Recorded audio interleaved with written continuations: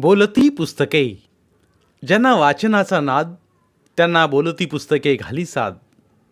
आमचं channel subscribe करा आणि सबस्क्राईब करायला इतरांनाही सांगा.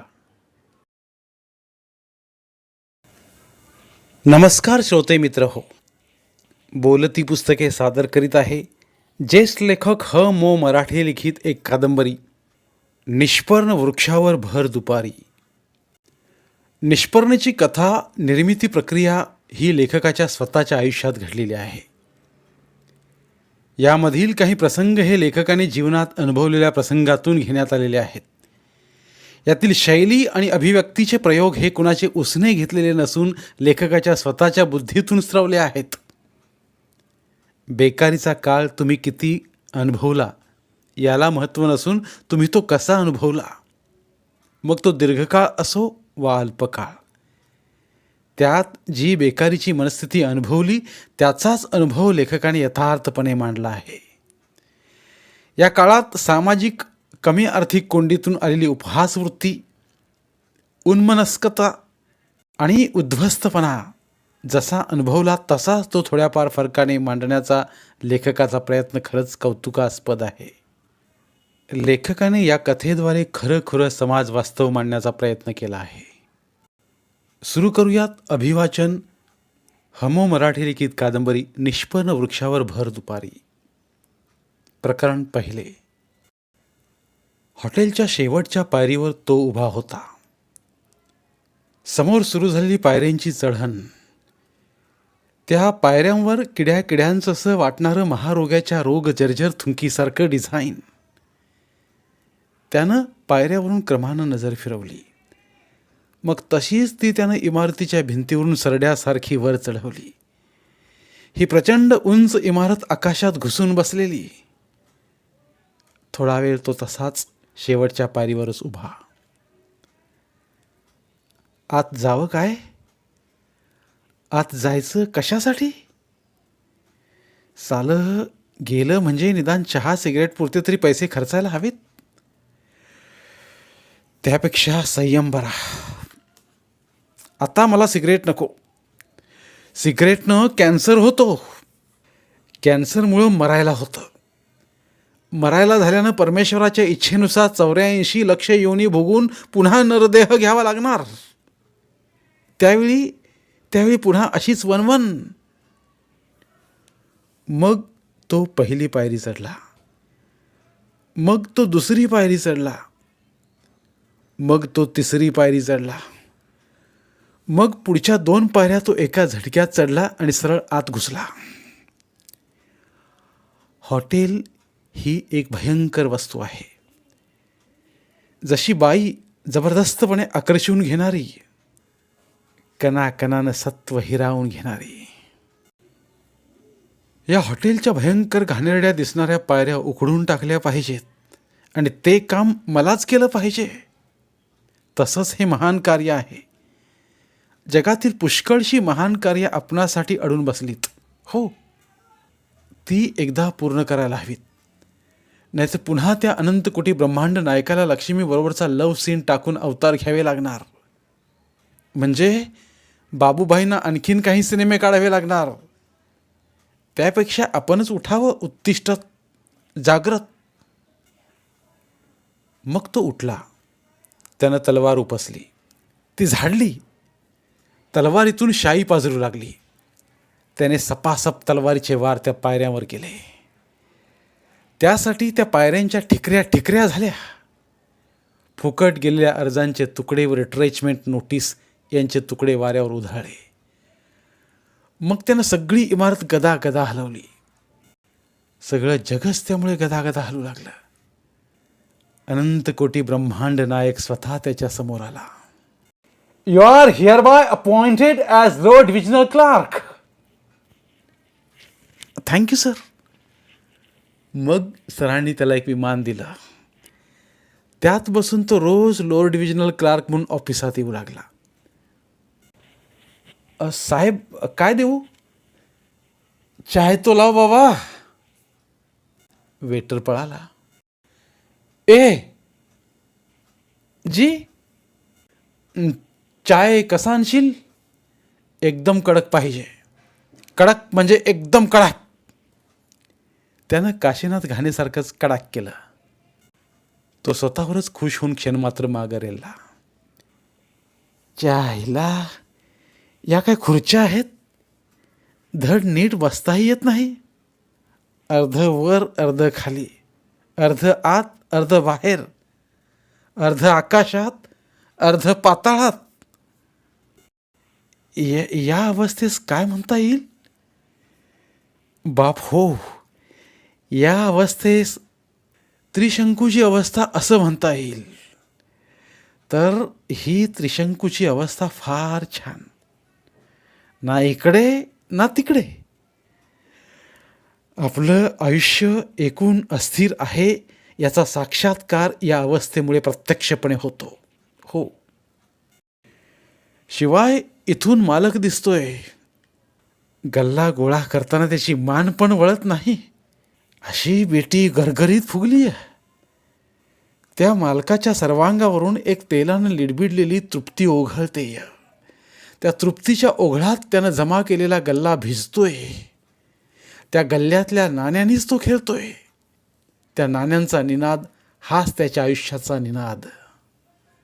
आणि समोर समोर एक भिकारी त्या खेळत्या नाण्यांकडे बघत उभा. त्या भिकाऱ्याची दृष्टी हळूच त्यातलं एक एक नाणं पळवते आणि ते या मालकाला कळत नाही. गरीबाला पैसा दे भगवान, गरीबाला पैसा दे भगवान. आपण तिथं उभं राहून गरीबाला पैसा म्हटलं तर काय हरकत आहे? ओ गॉड, गिव्ह अ पैसा टू द गरीब. आणि समजा खुद्द भगवानच आला या हॉटेलासमोर भीक मागायला तर हा मालक त्याला एखादा पैसा देईल का? परमेश्वरानं जर कोलांट्या उड्या मारल्या तर परमेश्वराच्या कोलांट्या उड्या कशा छान दिसतील नाही? 3 शिरे 6 हात, मालका हाती दंडवत. परमेश्वरानं नसता नसता या पोट्याळ मालकाच्या मांसाचा लगदाच तोडला तर ही परमेश्वराची फालतूगिरी आपणाला चाहायला आवडेल. त्याबद्दल आपण त्याला 1 पैसा देणार. त्याच्या टकुऱ्यात एक छानशी टपली मारणार. पण मग तो आणखीनच नाचेल. या परमेश्वराच्या डोक्याला जखम असेल काय? असणारच. हो, हिडीस फिडीस केल्यानंतरही परमेश्वर फारच नाचायला लागला तर हा मालक रागारागानं भजी तळायच्या कढाईतलं गरम गरम उकळतं तेल आणून त्याच्या जखमेवर ओतील. मग त्याच्या जखमेतलं सगळं तेल तो परत काढून घेऊन पुरेशी भेसळ करून डब्यात भरून ठेवील. मिळेल मिळेल. खुद्द परमेश्वराच्या जखमेतील तेल ठोक आणि किरकोळीनं मिळेल. या खास बनावटीच्या तेलात तरुण स्त्री पुरुष आणि गर्भातील अर्भकं तळली तर त्याची टेस्ट A1 होते. जगता अजोड, निराशा टाळण्यासाठी आजच ऑर्डर नोंदवा. साहेब, चाय कडक. त्याला ते आवडलं. Kashinath plus IS Johar. Cigarette आण. आली. शिरगावली. काड्या पेटीतील एक काडी पेटवून त्याने ज्योत निर्माण केली. रसरशीत नग्न तरुण स्त्रीसारखी ज्योत. ती ज्योत तशीच ठेवून त्यानं दुसरी काडी त्याच ज्योतीवर पेटवून आणखी एक ज्योत तयार केली. दोन्ही रसरशीत प्रदीप्त ज्योती संभोगरत स्त्री पुरुषांप्रमाणे. तो रोमांचित झाला. स्वतःतच बुडून तो बसला. समोरच्या कोपऱ्यात स्पेशल रूमसाठी काळ्या चकचकीत पॉलिशचं पार्टिशन टाकलेलं. चल, लाजायचं काय त्यात? कुणी पाहिलं ना तर सांगेन लग्न करणार आहोत म्हणून. काळ्या भोर पार्टिशननं निर्माण केलेल्या विश्वाच्या अलग कोपऱ्यात वसू आणि आपण. हॉटेलचे आलेले पदार्थ केवळ निमित्त. पुष्कळ वेळ नुसतं बसणं. थोडं धपापतं ऊर, थोडं उत्सुक तन, थोडं बुजरं मन. ए खा, तू आधी. भरवायचं? इश, इथं नाही. मग नंतर. आपण आता लग्न कधी करूया? मला ना काळजी वाटायला लागली. कशाची काळजी? मी आहे ना. तुला नाही कळायचं, पण आता आपण लवकर आटपूया. हो, मी केलाय विचार. सध्या मला तरी नोकरी आहे. तू थोडक्यात संसार करशील ना? आपणाला मिळणाऱ्या पगारातच भागवायचं. तुला पण एखादी नोकरी बघायला हवी. शाळेला एकट्याला मिळणाऱ्या 100-150 कसं भागवायचं? भागवूया कसं तरी, पण आता अगदी लवकर.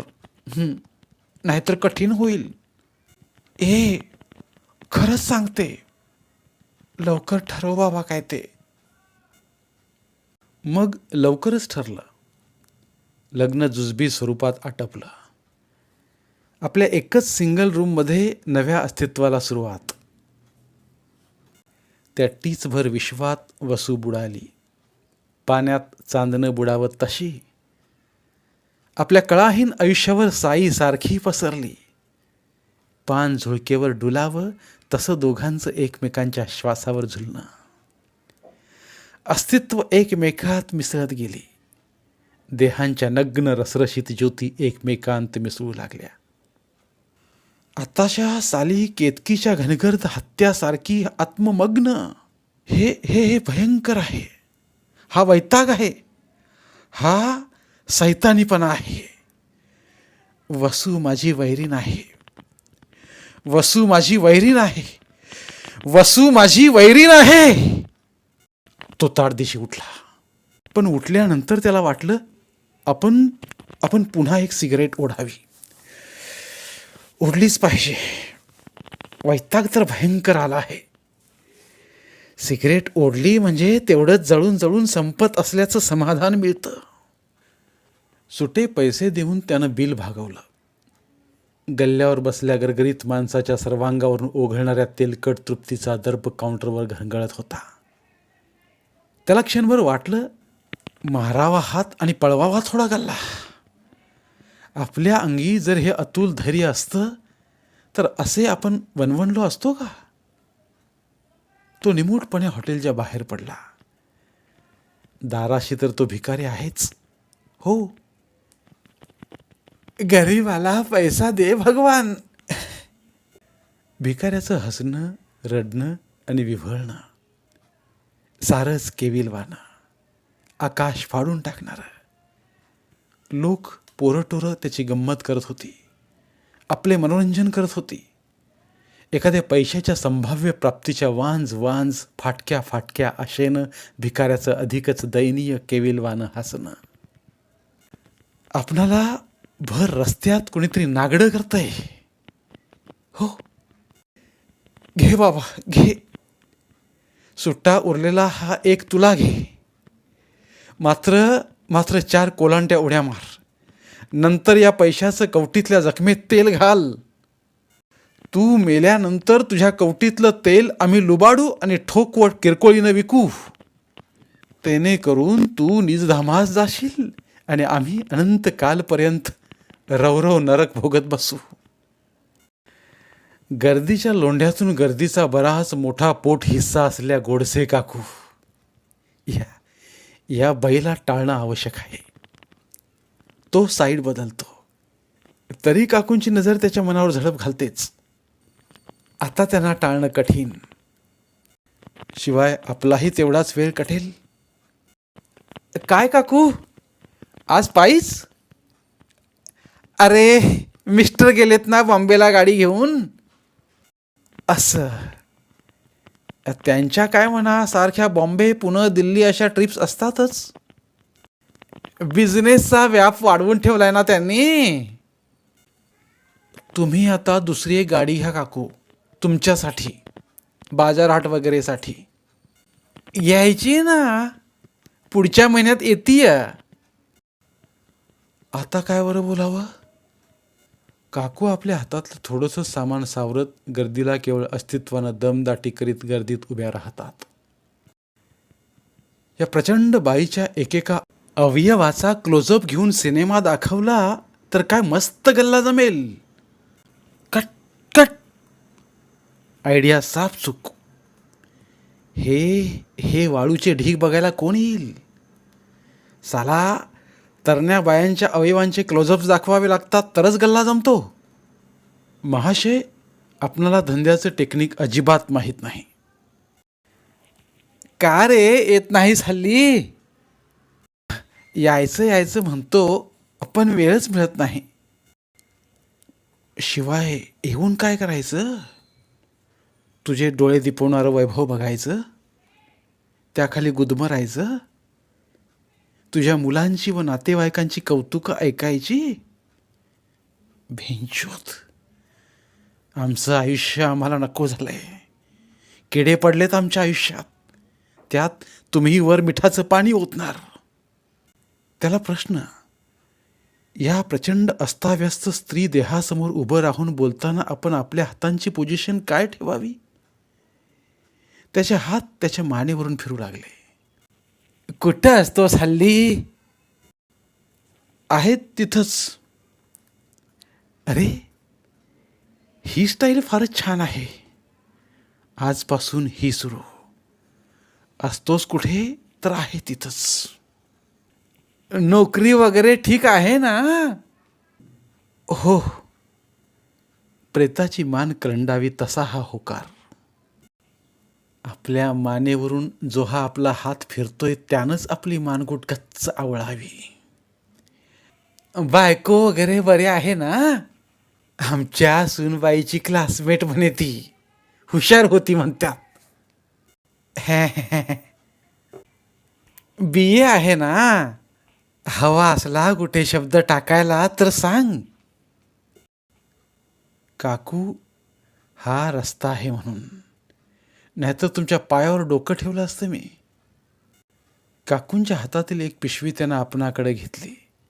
द्या काकू, मी घेतो थोडा वेळ. नको रे, मी जातेच आता. त्यानं काकूंच्या हाती पिशवी दिली. काकू चालू लागल्या. रस्त्यावरच्या गर्दीला आपल्या भव्य विशाल ढुंगणाचे फटकारे मारत त्या निघाल्या. काकू खरंच दयाळू आणि परोपकारी आहेत नाही. या काकूंचं दयाळू मायाळूपण आपल्याला चांगलंच माहीत आहे. तो काकूंच्या आउटहाऊसमध्ये म्हैस बांधायच्या खोलीच्या शेजारच्या खोलीत काही महिने कॉलेजात असताना राहिला होता. कशी का असेना, पण ज्या शहरात त्याला कुणी पायरीशी उभं केलं नसतं त्या शहरात काकूंची एक नातलगामार्फत गयावया केल्यानंतर त्याची राहण्यापुरती सोय झाली होती. त्या खोलीसमोरून जाता येताना काकू त्याच्याकडे अशा काही नजरेनं बघायच्या की त्याला आपलं आयुष्य कोळ्यानं खाल्लेल्या किड्यापेक्षाही अधिक महत्त्वाचं वाटत नसे. काकूंच्या नजरेचा विषय होताना तो अनेक मरणं मरायचा आणि एक दिवस अचानक काकूंनी खोली सोड म्हणून सांगितलं. रोज रोज काकू तेच सांगू लागल्या. अरे, तुला मिळाली का दुसरी खोली. नाही, शोधतोय. शोधा बाबांनो लवकर, आम्हाला हवी आमची खोली. हो ना, पण एवढी परीक्षा आटपू दे. हे बघ, तुझी परीक्षा संपो नाही तर न संपो, तू आपली खोली सोड. आम्ही घरं बांधली ती धर्मशाळा म्हणून नव्हे. एकदा मेले चिकटले की चिकटलेच. महिना 4 रुपये तर देतोस. तू आमची खोली आजच्या आज मोकळी कर कसा. प्लीज काकू, एवढी परीक्षा तरी आटपू दे. नाही नाही, तुझ्या परीक्षेसाठी मी माझे 1000 रुपये बुडवू का. मेन रोडवरची जागा, त्यात कॉर्नर. क्लासवाला 1000 रुपये देतोय. तू आपली जागा खाली कर. हो, उगीच कटकट करू नकोस. भिकारी ते भिकारी आणि वर पुन्हा माजुरी. मग मात्र तो सनकला. मस्तकात आग पेटल्यासारखं झालं. उडत गेलीस तू आणि तुझी जागा. मी मी रस्त्यावर बसून अभ्यास करीन. आगरकरांनी नाही केला. मग केव्हा सोडतोस? उद्या सोडतो. आईला हवी कशाला तुझी फुकटची भ्यांचोतगिरी. आपण खोली सोडताना स्वतः काकू आपलं सामान आवरायला आल्या होत्या.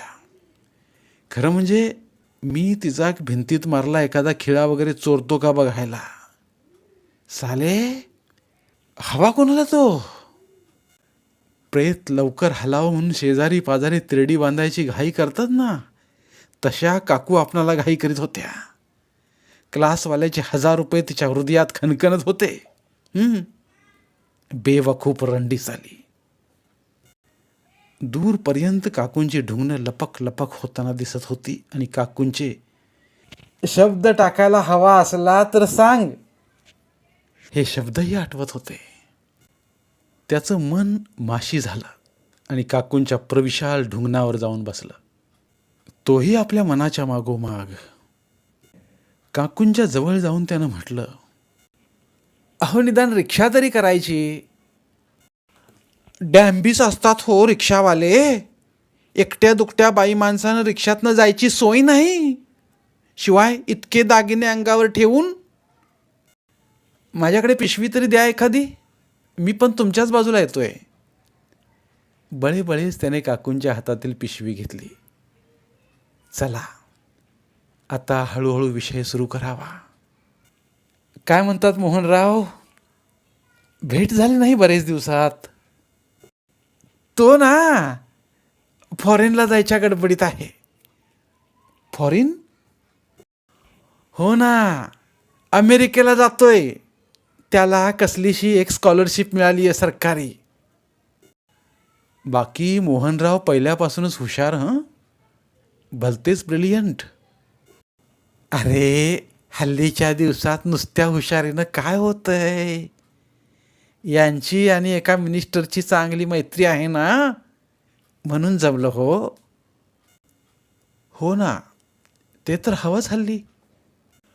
गेली 2 वर्ष खटपट चालली आहे त्याची. असं ना. पण मिस्टर गोडशांचा हात एखाद्या कामाला लागला म्हणजे यश हमखासच ना. लोक सांगतात ना गावातले. थोडं चालणं. काकूंच्या ढुंगणाचा फटकारा चुकवून. काकू, अरे बोल बोल बोल. तू गरजू आहेस. लाजून कसं भागणार. काय रे. तुमची त्या देसाईबाईंची ओळख आहे ना. म्हणजे मी बघितलंय त्यांना कित्येकदा तुमच्याकडे. कोण देसाईबाई? त्या सेठ गोपालदास गर्ल्स स्कूलच्या. हो हा, त्या मिस देसाई होय. आहेत की. का मिसेससाठी जरा शब्द टाकणार का. मिसेससाठी म्हणजे तुझ्या बायकोसाठी ना. हो, त्यांच्याकडे एक वॅकन्सी आहे. प्लीज. आपण किती मऊ झालोय. काकू अलिप्त झाले आहेत. त्याचा रिकामा हात त्याच्या मानेभोवती फिरतोय. प्लीज काकू, तुमचे फार उपकार होतील. आपलं पार शेण व्हायला लागलंय. खोली सोडताना आपण स्वतः आगरकर झालो होतो. खरंच काकू, सांगितलं तर तुमचे फार उपकार होतील. अरे उपकार कसले, बघते आपलं सांगून. खरंच हो, फार गरज आहे. मी म्हणजे शेण शेण, अगदी लिबलिबीत शेण. का रे, तुझी तर नोकरी आहे ना. खूप उंच सुळावर आपण शीर्षासन करतोय. नाही, माझी सुटली आहे. सुटली आहे? होय हो, महिनाभर सारखा वणवणतोय मी. म्हणजे टेम्परवारीच होती वाटतं. साली टोमणे मारते, टोमणे मारते साली. मार मार साले. टेम्पररीच होती. अचानक नोकर कपात झाली, त्यात सापडलो. काकू चालू लागलेल्या. तो त्यांना लोंबकळत त्यांच्या पाठीमागून. फार गरज आहे हो. पैसे तर साफ संपलेत. मी इकडे तिकडे वणवणतोय, साला जमतच नाही कुठंच. प्लीज काकू, तुम्ही सांगितले तर नक्की काम होईल. तिथं आहे एक वॅकन्सी. काकू काहीच बोलत नाहीत. बोल काकू बोल, संगम होगा की नहीं, बोल. काकू, मग सांगाल ना जरा. असं गरज लागली म्हणजे तुम्हाला काकू हवी. खोली सोडताना अद्वा तद्वा बोललास तेव्हा नाही शरम वाटली. तू केवढा, मी केवढी, तू कोण, मी कोण, आता तरी पटलं ना. काकूंच्या शब्दातून द्वेष, सूड आणि संताप फुतकारत होता. चुकलं काकू, खरंच माझं चुकलं. वेडझवेपणा केला मी. मनात राग धरू नका. काकू त्याच्याकडे बघतात. तो शक्य तितकं अधिकाधिक अपराधी आणि केविलवानं दिसायचा प्रयत्न करतो. खरंच काकू, तेव्हा अक्कल नव्हती. माफ करा. पोराचं काय एवढं मनावर घेता. पोर असायला काय झालं. पोर काय इतकं उर्मट नाही बोलत. चुकलं म्हणतोय ना. तुम्ही कुठं आणि मी गरीब माणूस कुठं. पण प्लीज देसाईबाईंना सांगा, तुमचं ते नक्की ऐकतील. फार फार हाल चाललेत हो. त्यातच बायकोला दिवस गेलेत. काकू चमकून थबकल्याच. दिवस गेलेत. हो, होय ना. म्हणून फार गरज आहे. 3-1 महिने. दिवस गेलेत नि अजून आम्हाला पत्ता नाही. सांगणारच होतो तुम्हाला. रस्ती बोर्ड लावून ठेवणार होतो. सज्जन हो, ऐका ऐका. माझी पत्नी गरबार आहे. मी हरामखोर तिच्यावर चढलो. तेने करून ती गर्भिणी झाली. दिवस गेले नि कसल्या नोकऱ्या करायला लावतोस. पण प्लीज सांगता ना. केव्हा येऊ तुमच्याकडे. अरे विसरलीच की. आजच ये. तुम्ही दोघंही या. आज मोहनच्या मुलाचं बारसं आहे ना. विसरलीच सांगायला तुला. बायकोला पण आण. तिच्या मैत्रिणीनं बोलावलंय म्हणावं. तिथंच भेटतील मिस देसाई. तुम्ही सांगून ठेवा त्यांना. म्हणावं एवढं कराच. मी येतो. हे बघ, मी त्यांना नुसतं म्हणेन, पण भीड नाही घालणार हं. उगीच भलत्या सलत्या माणसासाठी मोठ्या माणसांना भीड घालणं मला नाही आवडत. खरं सांगू, उगीचच आपलं प्रेस्टीज कमी झालेलं नाही चालत मला. आणि माझ्या मिस्टरांना तर ते मुळीच आवडत नाही. काकूंचं घर आलं. त्या आत गेल्या. जाताना त्याने आठवणीनं त्याच्याकडची पिशवी घेतली. त्याच्याकडे वळूनही न बघता त्या आत गेल्या. 2 क्षण तो तिथे लोंबकळला. मग माघारी वळला. रस्त्यावर गर्दी, गर्दीचा गोंगाट, गोंगाटात पुन्हा गर्दीच, गर्दीचा गगनभेदी गोंगाट, गर्दीचा गगनभेदी गरगरता गोंगाट. अरे हे वंडरफुल जमलं. आपण कविता लिहिणार काय. काकूंच्या अवरस चौरस ढुंगणाळ प्रदेशाचं वर्णन करणारी एखादी कविता आपणाला रस्ता येईल काय. काकूंची ढुंगणे विशाल कितीही जैसे खडे पर्वत. आईला आता नक्कीच कविता करत सुटायला हरकत नाही. कवी थोडेसे वेडे असतात म्हणे. तर तितकं वेड आपणाला या महिन्याभरात लागलंच आहे. काही टक्के कमी असेल तर ते या काही दिवसात वाढेल. आगामी काल आपणाला निश्चितच भरभराटीचा आहे. रेंगाळत पडलेली कामं पूर्ण होतील. मग डोकीवर शेणाचे मोठमोठे गोळे घेऊन तुम्ही रस्त्यानं फिराल. ते गोळे थेट तुमच्यासारखेच असतील. काकूंच्या पुढं बोलताना आपण आज महाभयंकर निर्लज्ज होऊन बोललो. इतकं निर्लज्ज, विसविशीत, लिबलिबीत होणं आपणाला साधलं तरी कसं. ही आपली अचिव्हमेंट भयंकर आहे.